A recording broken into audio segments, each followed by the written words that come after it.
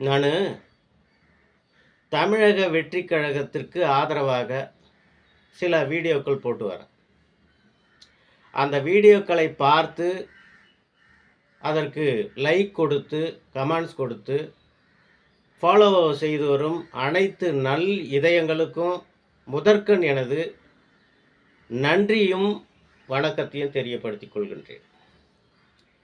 நாம் ஒரு வீடியோ போடுறோம்னா அதுக்கு குட் கமெண்ட்ஸ் மட்டும்தான் வரும் அப்படின்னு நாம் எதிர்பார்க்க முடியாது. ஒரு சில எதிர்மறை கருத்துக்களும் கமெண்ட்ஸுகளும் வரும். அந்த வகையில் ஒருத்தர் என்ன போட்டிருக்காருன்னா, முதல்ல டிவிக்கே 5 ஆண்டு காலம் ஆட்சி புரியட்டும் அப்புறம் பேசுங்க அப்படின்னு சொல்லியிருக்கார். டிவிக்கே தமிழ்நாட்டில் 5 ஆண்டு காலம் நிலையான ஆட்சியை கொடுத்துதான் ஆக வேண்டும் என்பது அவசியமில்லை, கட்டாயமும் இல்லை. 10 நாள் வேண்டாங்க, 10 நாள் வேண்டாம், 5 நாள், 5 நாள் அது கூட வேணாங்க, 2 நாள் அது கூட வேணாங்க.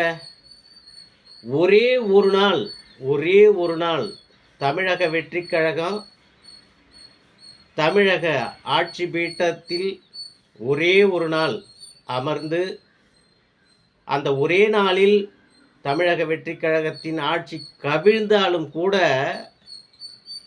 தமிழக அரசியல் வரலாற்றை மாற்றி அமைத்தது தாவேக என்ற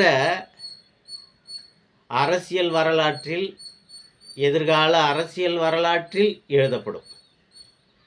தமிழ்நாட்டில் ஜோசப் விஜய்னு ஒருத்தர் இருந்தார். அவர் ஒரே ஒரு நாள் முதலமைச்சராக இருந்தார் என்று தமிழக அரசியல் வரலாற்றில், எதிர்கால தமிழக அரசியல் வரலாற்றில் எழுதப்படும் என்பது உறுதியான ஒன்று.